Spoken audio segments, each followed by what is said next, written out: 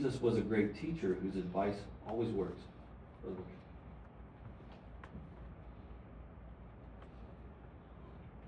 If I mention to you sertraline or paroxetine or Celebram, would you know what I'm talking about? What if I said Lexapro, Zoloft, Paxil, Celexa, Cymbalta, Effexor?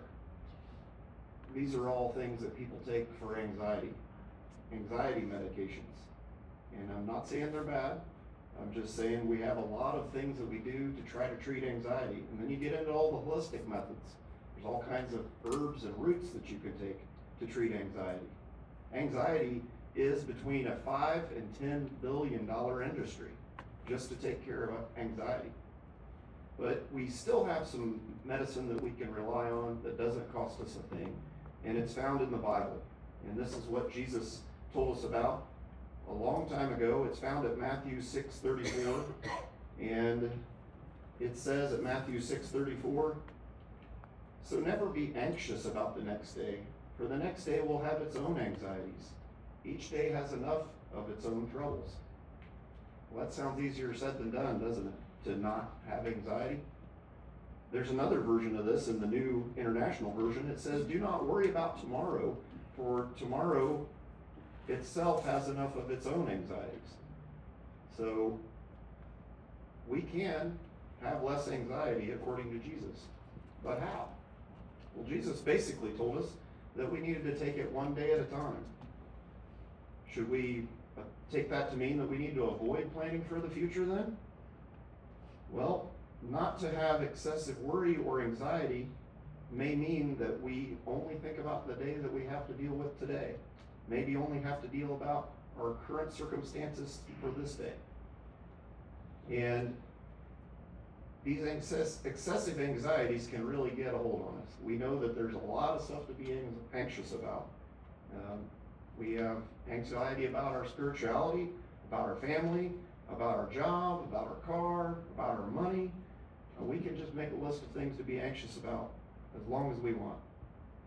And why does these things bother us so much? Because a lot of times it robs us of our joy. It distracts us from things that need to be done. It shifts our focus away from what we want to focus on. So we know we can't predict the future. So we often need to just think about this logically for a moment.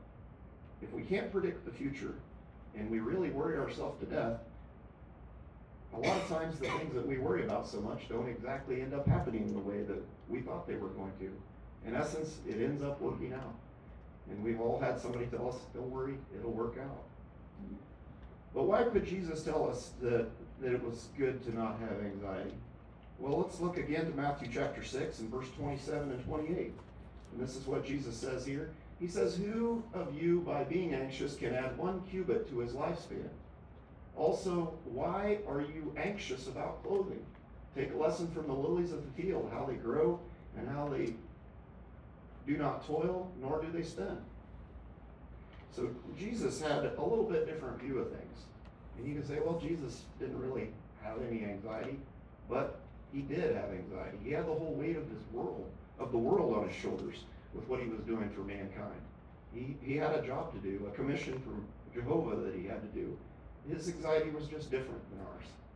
But yet Jesus knew far more than we would ever know about anxiety and how to deal with it. He told us exactly what we could do to improve our life.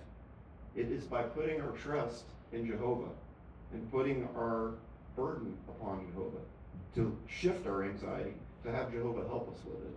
The power of prayer is one of the most powerful tools that we can have as anxious people. And I know we're all anxious at times. It all comes down to that. But why wasn't Jesus anxious? Well, maybe it was because he spent so much time with his Father and he knew how everything worked. Maybe it was because he wasn't married, he didn't have kids, he didn't have a 9 to 5 to punch a clock, he didn't have a car to worry about running. But he did do a lot of woodwork, so he did have things that he did on earth. It's just Jesus' anxiety was different than our anxiety. But Jesus' wisdom was far greater than our wisdom. So maybe we should listen to Jesus about not being anxious. There's many things that we can do to help with our congregation with not being anxious too. And one of those things is having the attitude of Jesus to just let some of these things go, just not worry about it. And that's one of the best lessons we can learn from Jesus about anxiety, and hopefully that will help us to not be anxious in the future.